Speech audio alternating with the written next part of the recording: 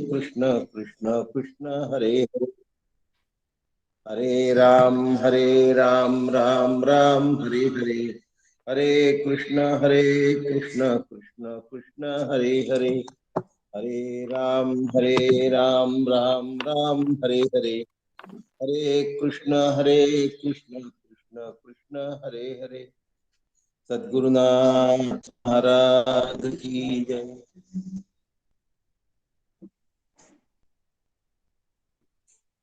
वंशी विभूषित करान्नवनीरदाभा पीताम्बराबिंब फलाधरोष्टः पूर्णेन्दु सुंदर मुखादरविंद नेत्रात् कृष्णात् परं किमपि तत्त्वमहं न जाने। वसुदेवसुतं देवं कंसचाणूरमर्दनम् देवकी परमानन्दम् कृष्णं वन्दे जगद्गुरुम्। श्रुतिस्मृतिपुराणानाम् आलयं करुणालयम् नमामि भगवत्पादं शङ्करं लोकशङ्करः। शङ्करं शङ्कराचार्यं केशवं बादरायणम् सूत्रभाष्यकृतौ वन्दे भगवन्तौ पुनः पुनः।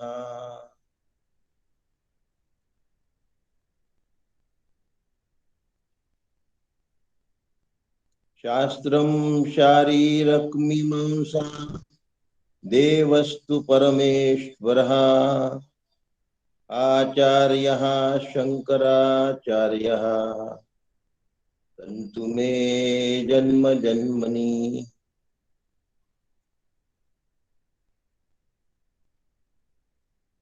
ज्ञानशक्तिं समारूढां तत्त्वमाला विभूषितः मुक्तिमुक्तिं प्रदाता च तस्मै श्री गुरवे नमः। सदाशिवसमारम्भां शङ्कराचार्यमध्यमाम् अस्मदाचार्यपर्यन्ताम् वन्दे गुरुपरम्पराम्, वन्दे गुरुपरम्पराम्, वन्दे गुरुपरम्पराम्। सद्गुरुनाथ महाराज की जय।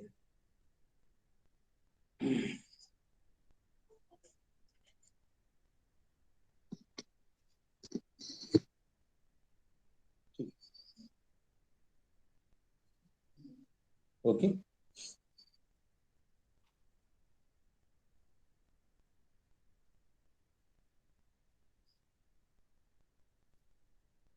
यस्वात्मरतिरेव स्यात् आत्मतृप्तश्च मानवः आत्मन्येव च संतुष्टः तस्य कार्यं न विद्यते। असा तिसऱ्या अध्यायातला आजचा 17वा श्लोक आहे. परवा आपण बघितलं होतं.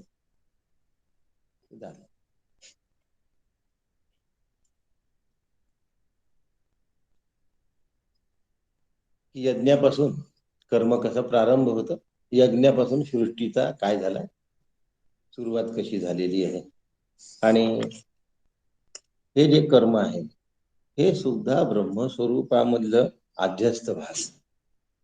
जगत निर्मिती ही कल्पित असल्यामुळे, मिथ्या असल्यामुळे जगतातलं असलेलं जे कर्म आहे ते सुद्धा कल्पित आणि मिथ्या आहे. आणि म्हणून हे ज्या ज्ञानाने जाणलं, हे ज्याने हे समजून घेतलं, त्याच्या संबंधित वैदिक तत्वज्ञानाची जी उंची आहे ती उंची आजच्या श्लोकात. आणि या उंचीची मौज जर घेता आली आपलं जीवन सफल झालं. ह्या उंचीची जर मौज घेता नाही आली तर आपलं जीवन सफल नाही झालं. सगळ्यात आनंदाचा भाग असा आहे की आजचा अभ्यास वर्ग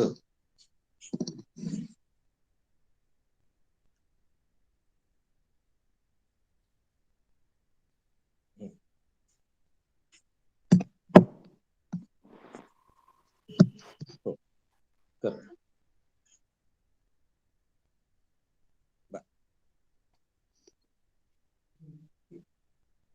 सगळ्यात आनंदाचा भाग असा आहे की आजचा अभ्यास वर्ग शुगड होऊन घेतोय आणि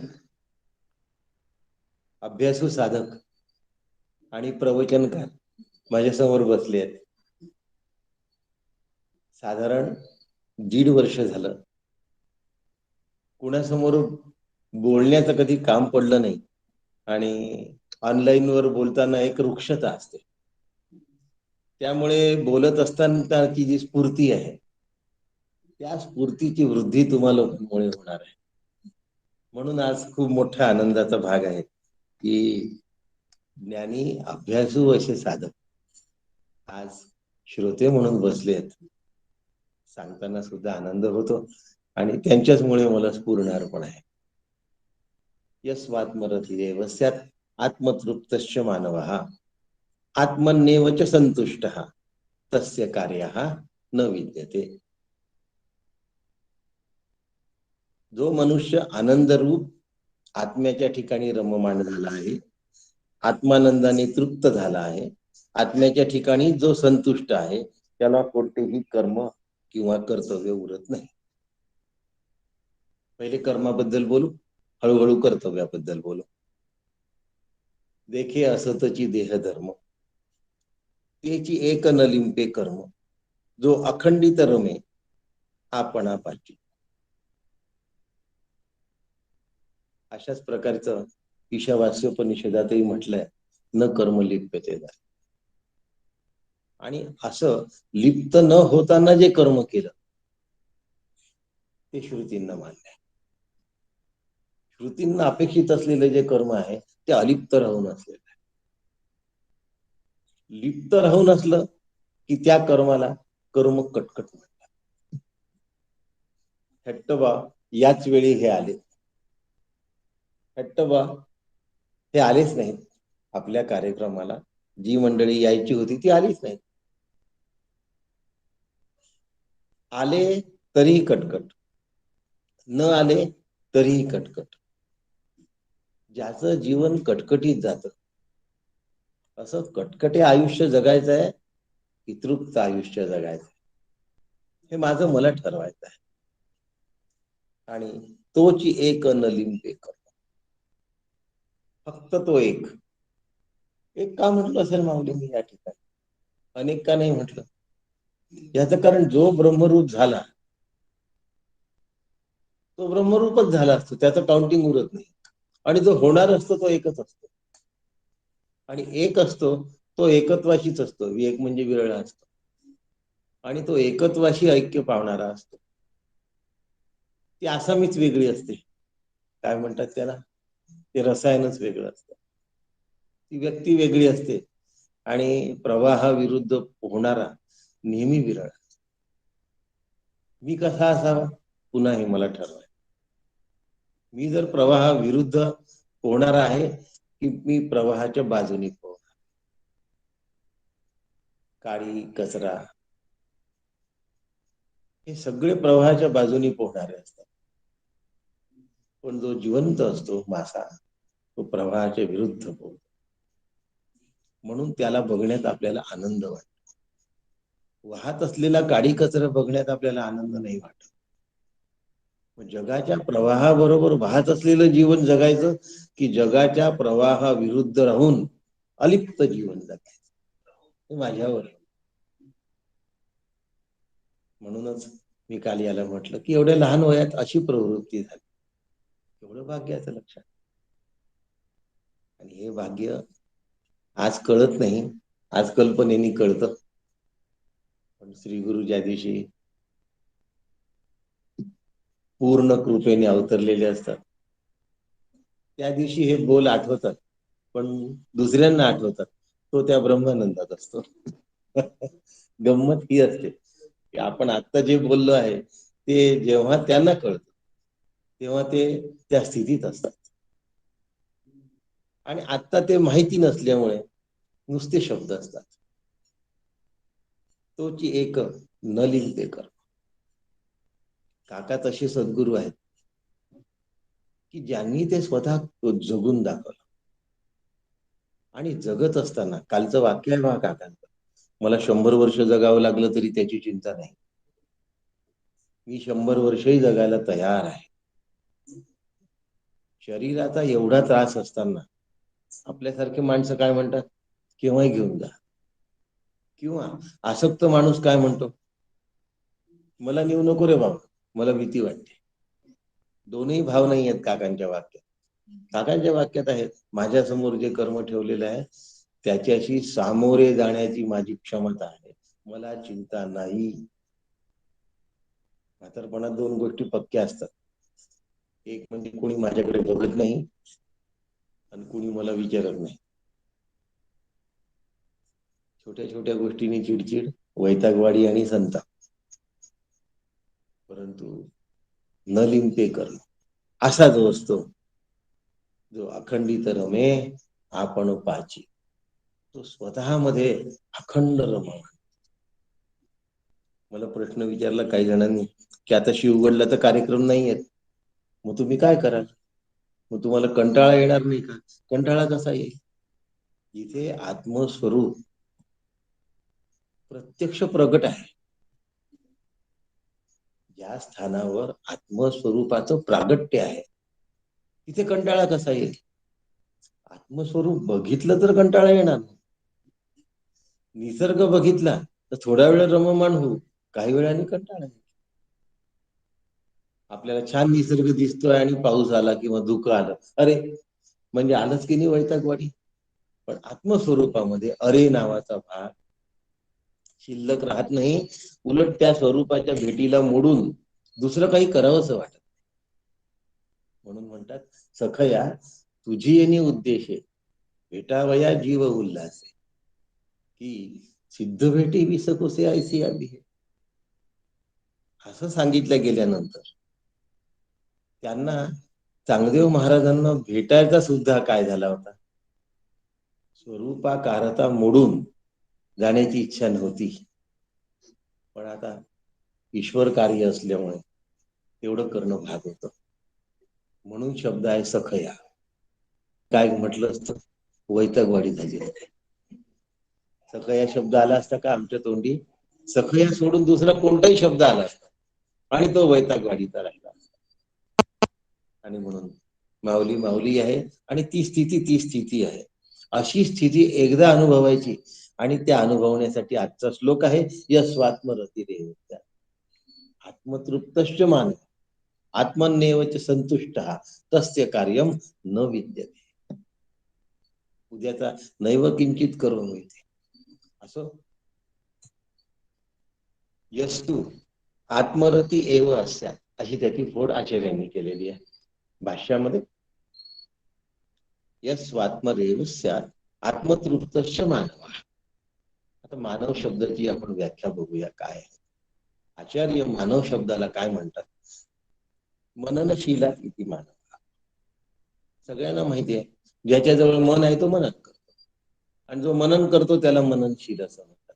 जो मननशील असतो त्याला मनुष्य असं म्हणतात. ही मनुष्याची सर्वसाधारण व्याख्या. पण आचार्यांनी एक आणखीन सुंदर फोड केली. त्या फोडीचं वैशिष्ट्य आहे मा नवाहा. मा नवाहा मननशील म्हणजे सगळ्याच मनन करतो आपण. जेवणाच्या पदार्थांचंही मनन करतो, बाहेरच्या दृश्याचंही मनन करतो, मी स्वरूप आहे असंही मनन करतो. म्हणून दुसरी फोड आचार्यांनी केली, ती जास्त मोलाची आहे. मा नवाहा. मा म्हणजे नको आणि नवाहा म्हणजे नवीन संकल्प विकल्प नको. काय फोड आहे आता, चिंतन करायचं आहे पण कशाचं, नवीन संकल्प विकल्प विरहित चिंतन करायचं आहे. याचा अर्थ याचा अर्थ नवनवीन काहीच नको. नाही येत ऐकायला? लावू हे? आवाज छान आहे. बर,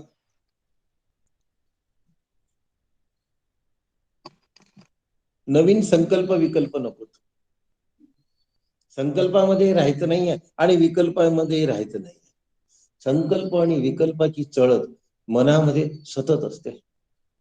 सतत म्हणजे अव्याहत, म्हणजे अखंड, म्हणजे कशी आगगाडीचा डबा जसा एका मागून एक जात राहतो, तशी संकल्प विकल्पाची चळतच्या चळत म्हणजे लाईनच्या लाईन लागलेली असते.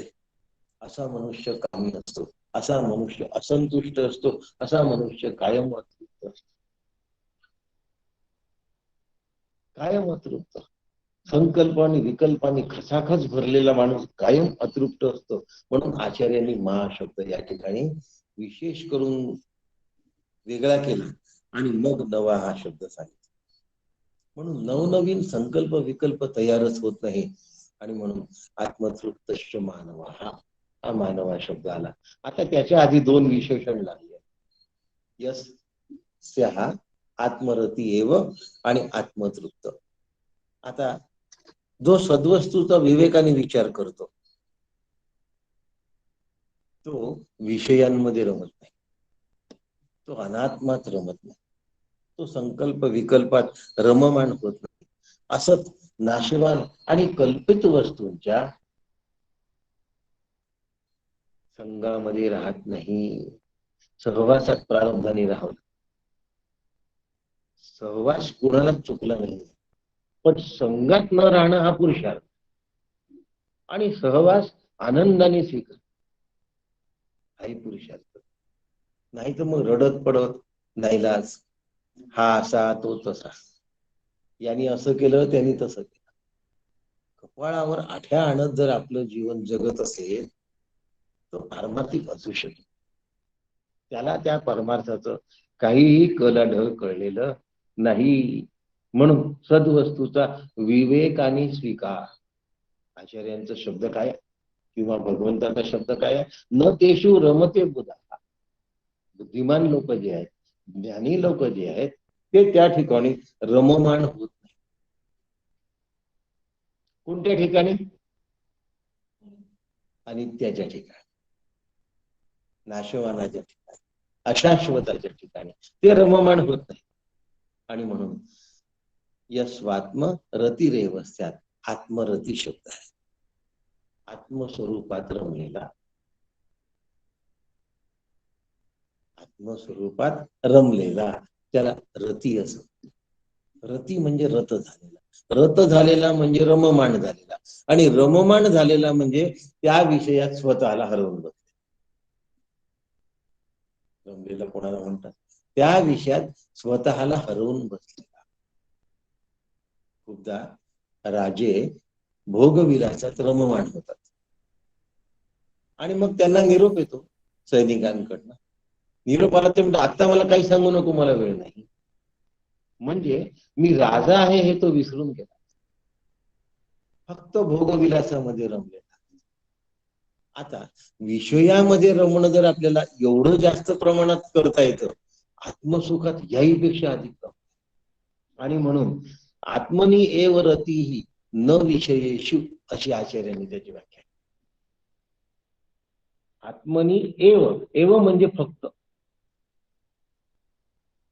एकमेव अद्वितीय, पंचदशी 8वा, त्यात एव शब्द आहे. प्रत्येक दुकानदार आपली जाहिरात करतो. आमच्या गावामध्ये टांगे फिरतात, ऑटो फिरतात किंवा पेपरमध्ये दिलेलं असतं, उत्कृष्ट मिठाईचे एकमेव दुकान. याचा अर्थ त्या गावात दुसरं दुकान नाही असं त्याचा अर्थ होतो का? नाही, हेच सर्वोत्तम. म्हणून आत्मरती एव म्हणजे आत्म्यामध्ये रममाण होण्याशिवाय दुसरं कशातच नाही, हा एव शब्दाचा. एकमेव अद्वितीय मध्ये स्वगत भेद, सजातीय भेद आणि विजातीय भेद या तीनही भेदांचं विश्लेषण केलं आहे. आता या ठिकाणी त्यांना एव शब्दाचा अर्थच असा सांगायचा की याच्यामध्ये स्वगत भेद नाही, आत्मस्वरूपामध्ये स्वगत भेद नाहीच. सजातीय भेद असण्याची शक्यताच नाही. ज्याच्यात स्वगत भेद नसतात त्याच्यात सजातीय भेद असतात. आणि तो बहु नसल्यामुळे विजातीय भेद पण त्याच्यात. म्हणून आत्मरती. म्हणून आपला विषय आतापर्यंत अन्नात भवती भूतानी सुरू झाला होता. म्हणून ज्याचं कर्तव्य यज्ञरूपाने पार पडलं, ज्यांनी आपलं कर्म उत्तम केलं आहे आणि स्वतःच कर्तव्य शिल्लक राहू दिलं नाही. कर्तव्य शिल्लक न राहू देण्याचे दोन प्रकार. एक, सगळं कर्तव्य करून झालंय मला, आता मला काही करायचं उरलं नाही असं म्हणतो अज्ञानवश. पण सगळं कर्तव्य कधीच पूर्ण होत नाही. सगळं कर्म आयुष्यातलं संपत नाही. कारण मरण हे शेवटचं कर्म. आणि ज्याचं मरण सफल झालं नाही त्याचं सगळं कर्तव्य पूर्ण कसं झालं. म्हणून आपल्याला असं वाटतं की मुलाबाळांचे लग्न झाले, नात नातू झाले, ते आता शाळा बिळामध्ये जायला लागले, मुलाबाळांचे संसार नीट चालू झाले, माझं कर्तव्य पार पडलं नाही, आत्मरूप झाला नाही, तुझं कर्तव्य पार पडलं नाही. मग तू म्हणतोय माझं तर सगळे कर्तव्य पूर्ण झाले, मी तर मोकळा झालो बा, आता आम्हाला नात नातू नाही. तुला कर्तव्य शब्दाचा अर्थच कळला. मंदाताईंनी सांगितलं होतं ते. मंदाताईंचं उदाहरण या ठिकाणी उद्धृत करतो, ताईंनी दिलं ते असं आहे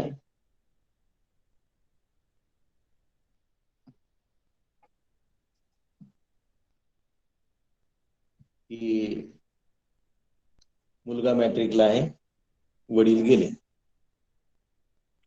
मुलगा मॅट्रिक होणार नाही का? होईल. दुसरं त्यांनी दिलं, ग्रॅज्युएट झाला पण नोकरीला लागायचा आहे, वडील गेले, तर नोकरीला लागेल की नाही? लागेल. तिसरं उदाहरण दिलं, तिसरं सांगितलं पुढे, त्याचं लग्न व्हायचं आहे आणि वडील गेले, लग्न होणार नाहीत का? होईल. लग्न झालंय, मुलं बाळ व्हायची आहे पण वडील गेले, मुलं बाळ होणार नाहीत का? होईल. मुलं बाळ शाळेत जायची आहे पण गेले, मुलं बाळ शाळेत जाणार नाही का? त्याची जातील. म्हणजे आपण नसताना ज्या ज्या गोष्टींबद्दल आपण विचार केला त्या त्या सगळ्या गोष्टी होणार. पण जे गेलेत त्यांचा मोक्ष व्हायचा नाही, तो होईल का? ताईंनी प्रश्न काय विचारला? मुलं बाळांचं शिक्षण होईल का? होईल. लग्न होईल का? होईल. त्यांना मुलं बाळ होतील का? होतील. तुमचा मोक्ष होईल का? नाही. तुम्ही गेले की तुमचा मोक्ष होण्याची शक्यता. मग कर्तव्य एकच आहे. कोणतं कर्तव्य आहे? जीव ब्रह्मैक्य. याशिवाय दुसरं कर्तव्य नाही.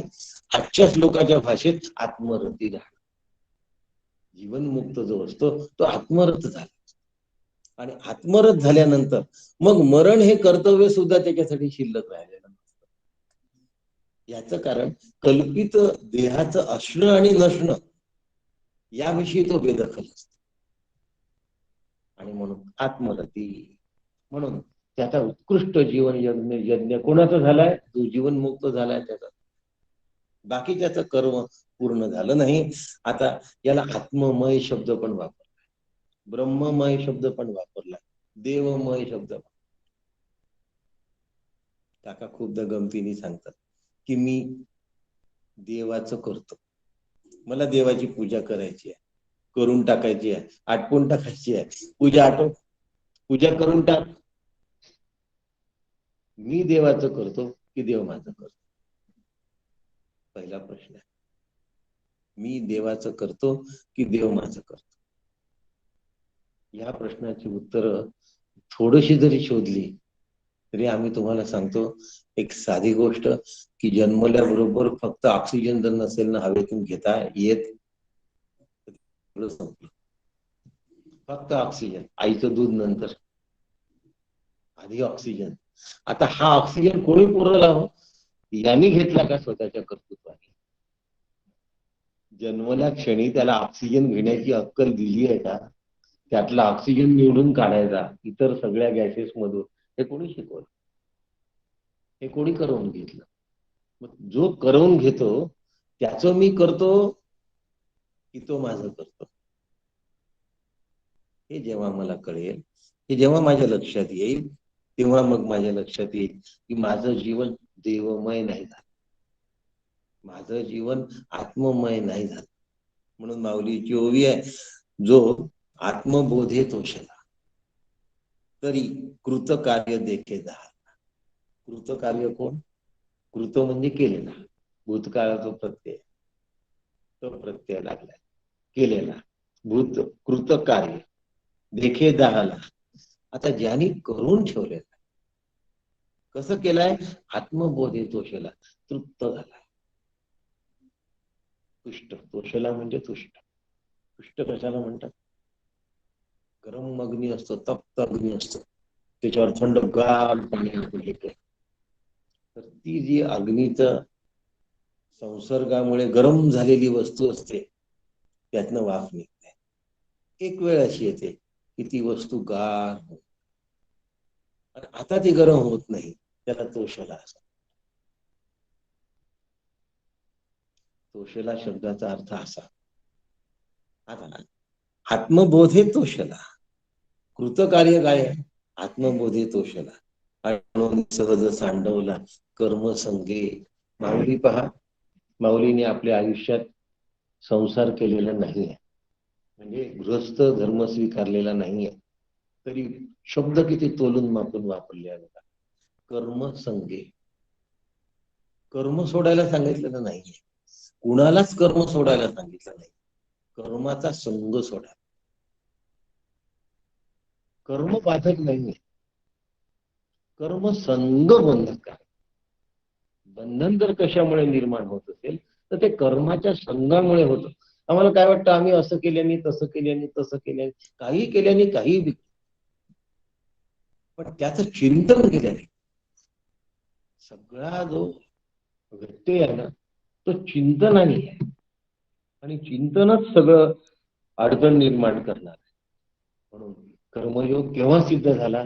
मी कर्माच्या संघामधून सुटलो तर कर्मयोग सिद्ध झाला.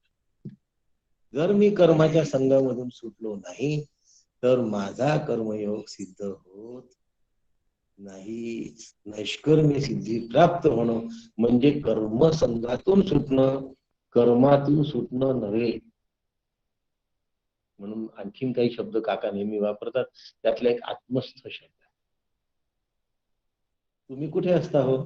आम्ही यवतमाळात असतो, आम्ही पुण्यात असतो, पण आम्ही आत्मस्वरूपी स्थित असतो असं कधी आमच्या मनात तरी येतं का? बोलायचं नसतं तसं.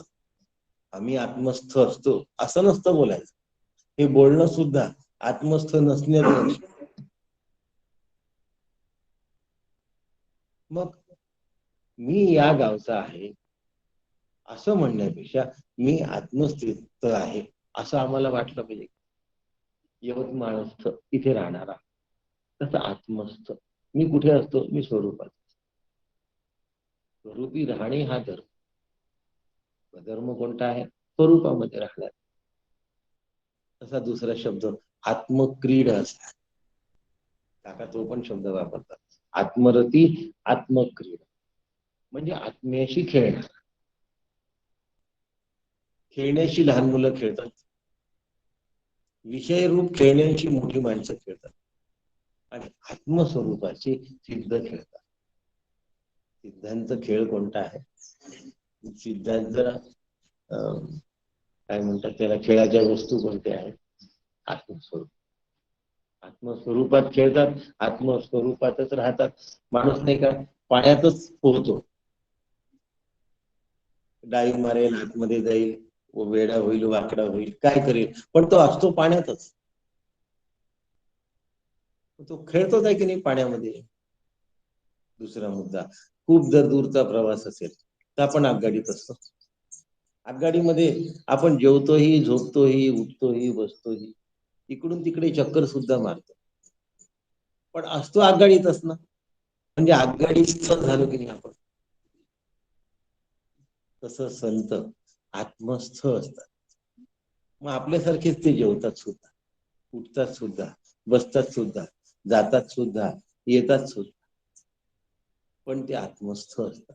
नाही तर आम्हाला काय वाटतं, आम्हाला कसं होतं हिरो आत्मस्थ? ते संतांचं वेगळी गोष्ट आहे आणि आमची वेगळी गोष्ट. वेगळी नाही, आम्हाला असं होतं आलं पाहिजे म्हणून जगून दाखवण्याकरिता संतांची मांदियाळी आली. नाही तर ते तर वैकुंठवासीच आहे. काय म्हणतात, आलो याची कारण बोलिले जे ऋषी त्याचे भावे वर्ता. आम्ही कशासाठी आलोय? सुखे घालाय, सुखामणे गर्भवासी सुखे घाला. तुकाराम महाराजांनी आम्हाला गर्भवासात घाला असं म्हटल्यानंतरच भगवंत त्यांना गर्भवासात घालू शकतो. नाही तर भगवंताची प्राज्ञा नाही त्यांना गर्भवास घालायची. पण आम्हाला सुट्टी द्या म्हणलं तरी आम्हाला ते ढकलून देणार. तर कैद्याला जेलमध्ये जावंच लागतं आणि राष्ट्रपतीला इन्स्पेक्शन करायची इच्छा झाली, वाटलं जाईल, नाही तर नाही जात. जेवढा पाहावा वाटेल तेवढा पाहिल, नाही तर नाही पाहा. तसं तुकोबांचं आहे. गर्भवासी त्यांना घातलं पाहिजे असं त्यांना वाटलं तर परमेश्वर, नाही तर त्याची विषय नाही त्यांना गर्भवासात झाली. आणि आम्हाला गर्भवासाशिवाय दुसरी जागाच नाही. असं जगावं की तसं जगावं, कुणासारखं जगावं. आणि म्हणून आत्मक्रीड संत कशात असतात? आत्मस्वरूपामध्ये क्रीडा करत असतात. आत्मस्वरूपामध्ये जो क्रीडा करतो, क्रीडा कशाला म्हणतात? आनंदाच्या गोष्टीला क्रीडा. म्हणजे ते आत्मस्वरूपात आनंदी असतात. आम्ही आनंदी असतो का हो? पण आम्हाला ते संसारात आनंदी आहे. खूप जण म्हणतात आम्ही गेलो ना काका खूप आनंदी होते. अरे तू नसता गेला ना तरी ते खूपच आनंदी होते. आम्ही गेल्याने काका खूप आनंदी होते, हा तुझा मी आहे. हा, तुझ्या निमित्ताने ते आनंदी तुला दिसले हा वेगळा भाग आहे. पण ते निर्निमित्त आनंदीच असतात. आणि आनंद हा विषय निरपेक्षच टर्मिनल आहे. निमित्ताने आनंदी आहे असं जेव्हा तुला वाटतं तेव्हा ते सुखी आहे असं तुला म्हणायचं. आम्ही गेल्यांनी काका आनंदी होते म्हणजे तुला पाहून त्यांना सुख वाटलं असा अर्थ. अरे ते तुला बघतच नाही, ते तुझ्या स्वरूपालाच बघत असतात म्हणून ते आनंदी आहे. याला म्हणतात आत्मक्रीड. आमचं काय होतं, आला मामा आला, दादा आला, मावशी आली, शत्रू आला, मित्र आला, आपला आला, परका आला, चांगला आला, वांगला. आम्ही आत्मक्रीड कसं होऊ? आम्ही कसं आत्मक्रीड होऊ? चुकीचे लेबल्स लावतो. मला खूप मानणारा माझी निंदा करणार, कोणी लावले लेबल? मी लावले आहेत की. दुसरं त्याला तसं म्हणत नाही ना. खरं सांगू का, या जगामध्ये कोणतंच लेबल खरं नाही. मला मानणारा हे लेबल खरं आहे का? विचार करून बघा. तो मला मानतो, आपण आपल्याबद्दल बोलूया, प्रत्येकाने स्वतःला मानणारा असं समज, मला मानतो, खरी गोष्ट आहे. घर स्वतःच आहे असं मानतो की नाही? म्हणजे तो घरालाही मानणार. नातलग त्याचे आहे असं मानतो की नाही? नातलगालाही मानणारा झाला. पैसा त्याचा आहे असं मानतो की नाही? पैशालाही मानणारा झाला. नावलौकिक त्याचा आहे असं मानतो की नाही? त्यालाही मानणारा झाला. जो सगळ्यांनाच मानणारा असतो तो खरं कशालाच मानत नसतो. आणि जो एकालाच मानणारा असतो ना तोच खरा मानणार असतो. मग आता आत्मरतीच फक्त खरे असतात आणि बाकीचं सगळं मिथ्या आहे. बाकीचं सगळं भास असत. आपल्या समोर दिसला की कमरेपासून नमस्कार करतो आणि आपण पाठ फिरवली की टीका करतो. खरं काय? त्याचा नमस्कार आम्ही खरा काढण्यापेक्षा दोन्ही खरं नाही. नमस्काराने हुरळून जायचं काम नाही आणि निंदेने होरपळून जायचं काम. असं ज्याला साधलं तो आत्मरती आहे. नाही तर आत्मा दाखवा त्यात रममाण होता, आगगाडी दाखवत आहे त्यात रममाण झालेलं दाखवत, पाण्याचा समुद्र दाखवता येतो, नदी दाखवता येते, त्यात पोहणारा दाखवता येतो. पण आत्मरती कसा हे दाखवता येत नाही, कारण आत्मा दाखवता येतो. त्याचा आनंद स्वरूप फक्त अनुभवता येतं. म्हणून आत्मरतीत्व हा फक्त अनुभवाचा. जगामध्ये दोन गोष्टी असतात, एक सब्जेक्टिव्ह आणि एक ऑब्जेक्टिव्ह. मोबाईल आहे, वही आहे, टेबल आहे, खुर्ची आहे, ऑब्जेक्टिव्ह झाला. प्रत्येकाला माहिती आहे की ही घड्याळ गोल्डन, या घड्याळीचा रंग गोल्डन आहे, ऑब्जेक्टिव्ह नॉलेज झालं. पण कुणाला गुलाबाचं फुल पाहून आनंद होईल, कुणाला कमळाचं फुल पाहून. हा मात्र डिफर होतो. पण कोणाला काय आनंद झाला यात एक्सप्रेशन शब्दाने झालं तरी ते खरं नसतं. खरं एक्सप्रेशन होतं तेव्हाच असतं. तसा आत्मरती जो असतो त्याला मी आत्मरती आहे असं सांगता येत. सांगितलं तेव्हा तो आत्मरती नसतो. आणि म्हणून यस आत्मरतिरेवस्यात् आत्मतृप्तश्च मानव. हा पुन्हा शब्द सुरू झाला. आम्हाला कर्मबंधनाचा पगडा इतका जबरदस्त,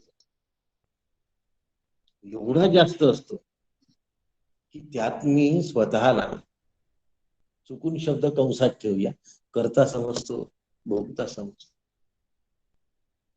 करता समजलो की कर्तृत्व अहंकार, भोगता समजला की भोक्तृत्व अहंकार असतो. या सगळ्या गोष्टी अज्ञानाने विषयाला सत्यत्व दिल्यामुळे, एकदा विषयाला सत्यत्व दिलं की विषय सुख खरं आहे असं. वास्तविक विषय सुख खरं नसतं.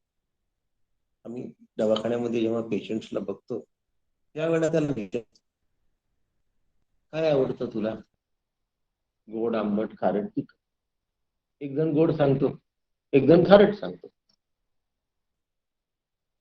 आता गोड जर वस्तू चांगली असती तर गोड आवडणारा माणूस राहिला असता का? खारी जर वस्तू चांगली असती तर खारे पदार्थ आवडत नाही असं म्हणणारा माणूस राहिला असता का? नाही. ज्याची आहे त्याची ती वस्तू तेवढी चांगली नाही.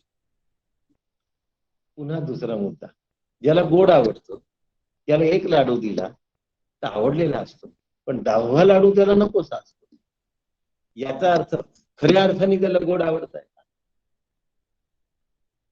कल्पनेतून त्याला गोड आवडत नाही. तर 10वा लाडू आवडला असता, 20वा लाडू आवडला. आता आम्ही थोडं डॉक्टरकीचं डोकं असतं, थोडं जास्त चालतं त्या क्षेत्रात.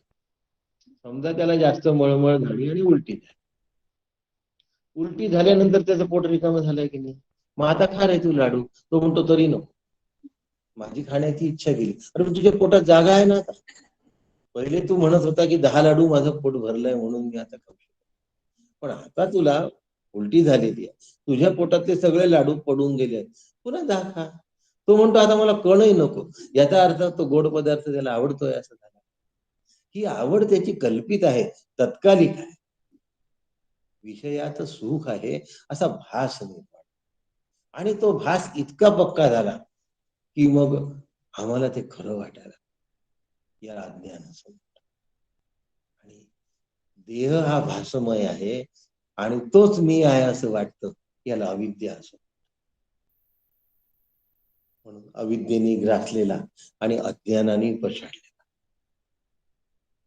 बाहेर हे समानार्थी शब्द म्हणून वापरले जातात, पण यात हा एक बारीकसा भाग आहे. मग आम्ही कोण आहोत? आत्मरती आहोत की कर्मरती आहोत? पुन्हा विचार करा, मी कर्मरती आहे की आत्मरती आहे? म्हणून कर्म, कर्तृत्व म्हणजे अहंकार, कर्तव्य, कर्मफळ आणि कर्मासक्ती, एवढ्या गोष्टींमध्ये आम्ही अडकलेलो आहोत. एवढ्या गोष्टीमध्ये अडकलो. आणि जी जी कर्म पुढे येतील ती ती तशी तशी करायला जो सादर असतो तो आत्मरती असतो. तो हे बघत नाही की मला मिळालेलं काम झाडण्याचं आहे की हार तयार करण्याचं आहे की स्टेजवर बसण्याचं आहे. जे कर्म समोर येईल ते करण्यासाठी त्याची तयारी असते. म्हणून असा माणूस शांत असतो, आणि अशी ज्याची तयारी नसते तो कायम शांत असतो आणि तो प्रपंचात रमणारा असतो आणि सुख दुःखामध्ये हेलकावे. मग आता आम्ही आत्मरती आहोत की प्रपंचरती आहोत हे माझं मला ठरवत आहे. जर मी सुख दुःखामध्ये हेलकावे खात असेल, ईसीजी जसा असतो, वर खाली वर खाली वर खाली वर खाली, टेकडी असते नाही तर खाई असते, याशिवाय ईसीजी मध्ये काहीच नसतं. इंग्रजीत बोलायचं झालं तर हायपरबोला असतो नाही तर पॅराबोला असतो, पण याशिवाय त्याच्यामध्ये काहीही नसतं. म्हणून मग एवढ्या पैसे दिल्यानंतर तो पेशंट पाहत होतो, तो काय म्हणतो, याचं नुसतं वर खालीच रेषा आहे. ह्या तर आम्ही अक्षर शिकायच्या आधी फाडत होतो, त्याचे एवढे माहिती. संसारच असा आहे, ज्याला आम्ही सत्य समजलो त्याच्यामध्ये रममाण होतो. म्हणून मी काय आहे, प्रपंच क्रीड आहे, आत्मक्रीड नाही. मी प्रपंच रती आहे, आत्मरती नाही. आणि म्हणून आत्मतृप्तश्च, तृप्ती नावाची एक गोष्ट आहे, अत्यंत मोलाची गोष्ट आहे, अत्यंत महत्वाची गोष्ट आहे. पण या गोष्टीबद्दल बोलता नाही. असं कसं नाही बोलताय? सांगा तुम्ही. कुठल्या तरी लग्नात आपण जातो, खूप छान जिन्नस असतात, एकशे एक पदार्थ असतात, काय काय खाल्लं यादी सांगतो आम्ही हे खाल्लं ते खाल्लं ते खाल्लं ते खाल्लं. पण मी तृप्त झालो असं बोलतो का? मी तृप्त झालो, मी तृप्त झालो असं 15 वेळा सांगितलंय का? 15 पदार्थांची नावं सांगू, पण मी तृप्त झालो असं 4दा सुद्धा म्हणतो, 2दा सुद्धा म्हणतो. पोट भरलं म्हणतो, पण तृप्त झालं नाही. कारण पोट भरण्याने तृप्ती होत नाही, ती तात्कालिक गरज लागली आहे. तृप्ती फक्त स्वरूपाली. म्हणून तृप्ती नावाची गोष्ट ज्याला मिळाली त्याच्यामध्ये कामना नसते, त्याच्यामध्ये वासना नसते, त्याच्यामध्ये इच्छा नसते, त्याच्यामध्ये भोगण्याच्या कल्पना नसतात. तो विषय सुखात कधीच समाधान मानत नाही, कारण ते तात्कालिक आहे त्याला माहिती. परंतु प्रापंचात माणूस कधीही तृप्त होऊ शकत नाही, कायम अतृप्त असतो. अरे सायकल घेतली, छान झालं, हो, पण मोटरसायकल राहिली. मोटरसायकल घेतली, छान झालं, मोटर राहिली. मोटर घेतली, सगळ्यात हलकी घेतली, महागाच्या राहिल्या. म्हणजे प्रपंचात तृप्ती असू शकत नाही. सदैव तृप्तीचा शाप लाभलेली जर कोणती गोष्ट असेल तर तो विषय आहे. विषय हा कायम अतृप्त आहे. म्हणून विषयाच्या आणि प्रपंचाच्या अनुसंधानात राहू नये, तिथून अतृप्तीशिवाय काहीच मिळत नाही. काका सांगतात, प्रपंचाशी खेळू नका, प्रपंच खेळण्याची जागा. घरामध्ये इकडे आजूबाजूला थोडीशी बॅट घेतात, बॉल घेतात, मग घरचे सगळे काय, इथे नको खेळू, मैदानात जाऊन खेळ. तसं संत आपल्याला सांगतात, प्रपंचात नको खेळू, आत्मस्वरूपात जाऊन खेळ. आम्ही ऐकत नाही. ते मुलं घराच्या अंगणातच टिचूक टिचूक बॅट बॉल चालू करतात. अरे मैदानात जाऊन खेळला तर प्लेअर होशील आणि इथे तुझा टाइमपासच होईल. खरा जो आनंद आहे तो खेळाडू होणं. तसं मग प्रपंचाच्या मैदानात काय खेळतोय? आत्मस्वरूपाच्या मैदानात खेळ. संत आम्हाला त्या मैदानात पाठवतात आणि तिथून आम्ही परत. आम्हाला गेट पास मिळत नाही तर आम्ही गेटमध्ये एंट्री न करताच पुन्हा प्रपंचात येतो. तिकडे जायचंय पण की नाही थोडस स्वयंपाकच राहायला. आवली निघाली पंढरीला, जातच नाही. जाण्याचा प्रारंभच होत नाही, येण्याची सुरुवात झालेली असते. जाण्याचा प्रारंभ होण्यापूर्वीच परत निघण्याची सगळी तयारी. आम्ही शिवगडला चाललो, येणार कधी? आत्ता परवा. येण्याची तारीख फिक्स. येण्याची पाहू बा आता कधी येणं होतं. येण्याची तारीख फिक्स. जाण्याची ठरेल तर ठरेल, एखाद्या वेळा रद्द पण येण्याची नाही. आम्ही आत्मरती नाही. शिवगडला आम्हाला येण्याच्या तारखेची घाई करायचं काय कारण? जाण्याची तारखेची घाई ठीक असते, पण आमची वेळ ठरली असते, जायची वेळ ठरली असते, सगळं यायची मात्र आम्ही कधी चुकत. बॅग आदल्याच दिवशी भरून ठेवतो. असं होत नाही की उशीर झाला बा म्हणून मग आज जातच नाही, आमची ट्रेनच चुकली, आम्ही काही शिवगडला वरून आज जात नाही, आजचे दिवस अजून राहून जात, असं नाही होत. आम्ही आत्मरती नाही. आणि आत्मरती नसला की असा भाग. आणखीन एक शब्द आलाय, तो आहे आत्मतृप्त. स्वात्मरतिरेवस्यात् आत्मतृप्तश्च मानवः आत्मन्येव च संतुष्टः तस्य कार्यं न विद्यते. म्हणून आत्मतृप्त. तृप्त शब्द त्याला म्हणतात जिथे गोडी अवीट असते. अवीट गोडीचा ज्याने आस्वाद घेतला असतो ना, तो विटणाऱ्या गोडी कधी कधी नाही. ज्यांनी ताजी पोळी खाल्ली असते तो वास आलेली शिळी पोळी खात नाही. खाईल का? ज्याने उत्तम प्रकारचं आटवलेलं दूध पिलेलं आहे तो नासलेला चोथा खाईल का? कधी खाणार नाही. तसं ज्याने अवीट आत्मस्वरूपाची गोडी चाकली तो विषयाच्या मागे कधीही धावणार नाही. जर मी अतृप्त असेल तर मी विषयाच्या मागे धावेन, जर मी तृप्त असेल तर मला स्वरूपातच राहील. मग काकांना विचारायला पाहिजे का, काका मला आत्मज्ञान झालं का?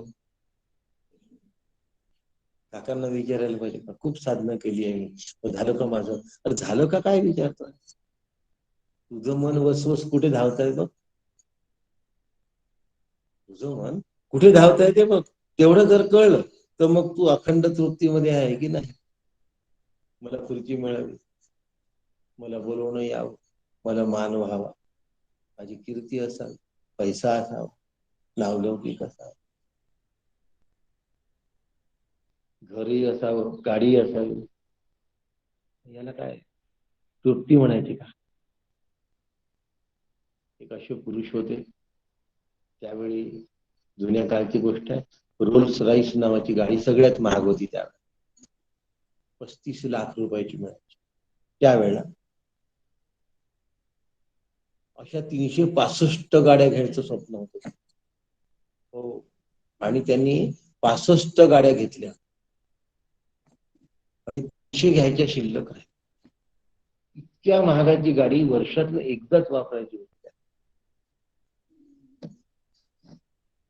संभोगातून समाधीकडे नावाचं पुस्तक लिहिलंय. त्यांना किती गाड्या हव्या होत्या? आता हे आत्मतृप्ती आहे की महान तृप्ती आहे? प्रापंचिकाला सुद्धा एवढी हाव नसते.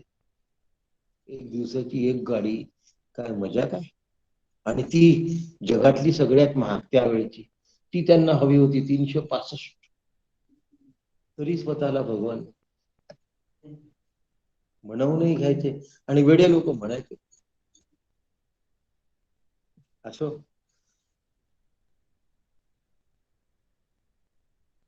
आपण आपल्या मुद्द्यावर येऊ. जयास वाटे सुखची असा. एका ची मध्ये समर्थांनी सगळं काही सांगितलं. त्याच्यासाठी मी काय केलं पाहिजे? आत्मतृप्ती. आत्मतृप्तीसाठी काय केलं पाहिजे? रघुनाथ. भजे शब्दामध्ये ऐक्य हा शब्द अभिप्रेत आहे. ऐक्य होईस तो भजन नाही, तोपर्यंत ते म्हणणं आहे. ऐक्य झालं की भजन, जीवाचं ब्रह्माशी ऐक्य झालं. पण कधी होतं? कधीतरी होतं, एकदाच होतं, हळूच होतं, सावकाश होत, अलगद होत. आणि म्हणून शनै शनै उपरमे बुद्ध्या धृती गृहीतया आत्मसंस्थम मनः कृत्वा न किंचिदपि चिंतयेत्, याला रती म्हणतात. आता त्याला आत्मस्वरूपाचं सुद्धा चिंतन करायची गरज पडत नाही. का? तोच ते झाला आहे म्हणून. समुद्राच्या पाण्यामध्ये जर पेलाभर पाणी टाकलं तर आता त्या पेलाभर पाण्याला मी समुद्र आहे असं म्हणावं लागेल का? काही गरजच नाही त्याला म्हणणे. तो समुद्र रूप झाला, तो पेलाभर पाण्याचा जो भाग आहे समुद्र रूप झाला, आता त्याला नाही म्हणत. तसा आत्मरती एकदा केव्हा तरी न किंचिदपि चिंतयेत्. मग मी ब्रह्म आहे असं चिंतन सुद्धा करावं लागत नाही, सोहमचं चिंतन सुद्धा करावं लागत नाही. तरी गायसे करी या आठा पहारा माझा, मोठ के निमिष भरी दे तुझाय. असो, आत्मन्येवच संतुष्टः, आत्मानी एवच संतुष्टः, तस्य कार्यम न विद्यते.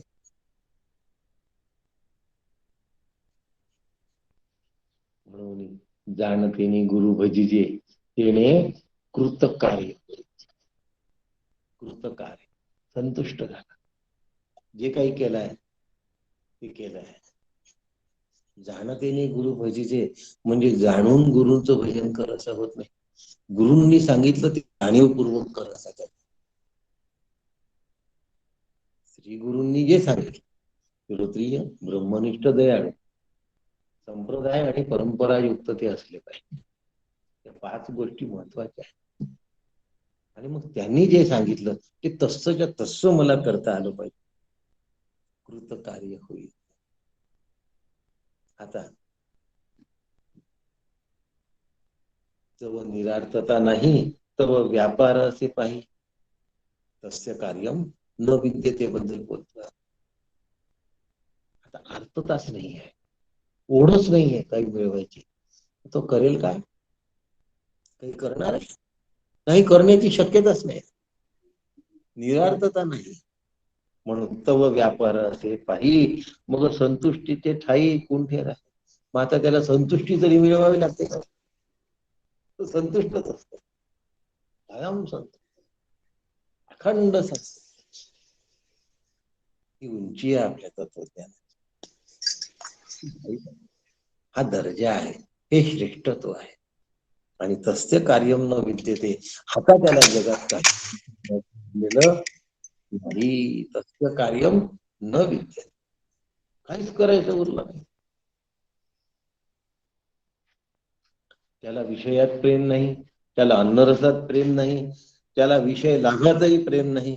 मग आता तो तृष्णारहित झालाय म्हणून तो संतुष्ट आहे, म्हणून तो संत. म्हणून मग आनंद उरंगमिती वेळा यावान अर्थ उदप्पाने सर्वतः संप्लुत होते. तावान सर्वेषु वेदेषु ब्राह्मणस्ते विचार किंवा अपूर्यमाण अचल प्रतिष्ठा समुद्र मापा प्रविशंती यद्वत् तद्वत् कामाय प्रविशंती सर्वे शांती मापनोती नका. आता नद्या भरभरून वाहून आल्या तरी त्याला काही फरक पडत. उन्हाळ्यामध्ये त्या नद्या आटून गेल्या तरी त्याच्या अथांगतेमध्ये काही फरक. नद्यांचं येऊन मिळणं थांबलं बा तर समुद्र लहान झाला असं कधी वाटतं? तसं विषयाचं सुख आलं तरी फरक पडत नाही आणि विषयाने सुख दिलं नाही, उपलब्ध झाले नाही तरी त्यांना काही फरक. म्हणून कितीतरी साधू संन्यासी हिमालयांच्या गुहांमध्ये जाऊन राहतात, पण त्यांना विषयाशी काही देणं घेणंच नसतं. आता विषयांचं अडलंय त्यांच्याशी, काय अडलंय? त्यांचं प्रारब्ध आहे तेवढा विषय त्यांना पुरवला पाहिजे. त्यामुळे विषयांना काळजी असते की आता हे आमचा उपभोग कसा घेतील, त्यांचं प्रारब्ध आहे आता आम्हाला तेवढं कर.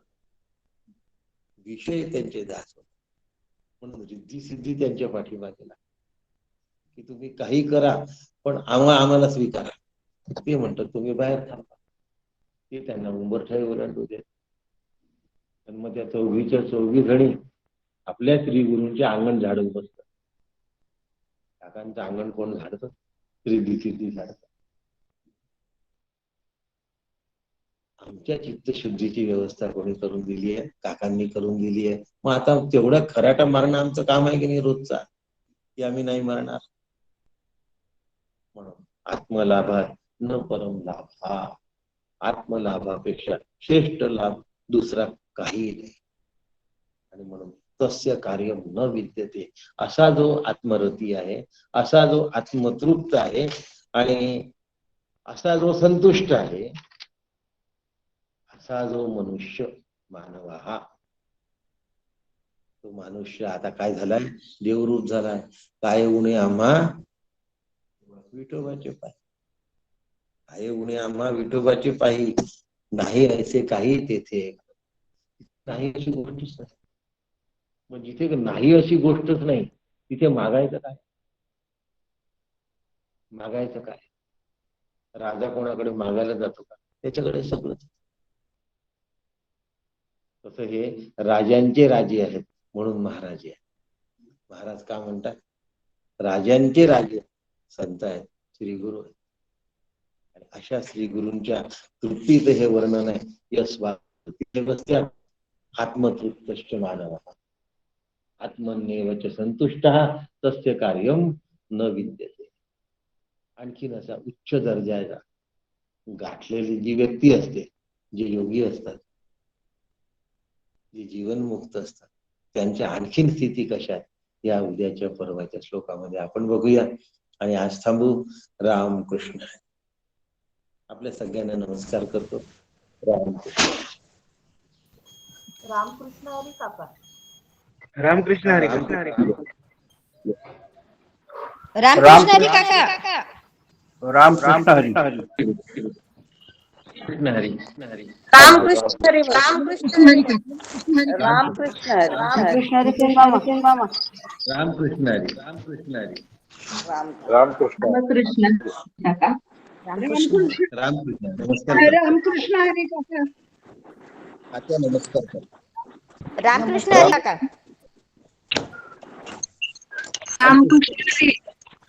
रामकृष्ण हरी. रामकृष्ण हरी. रामकृष्ण.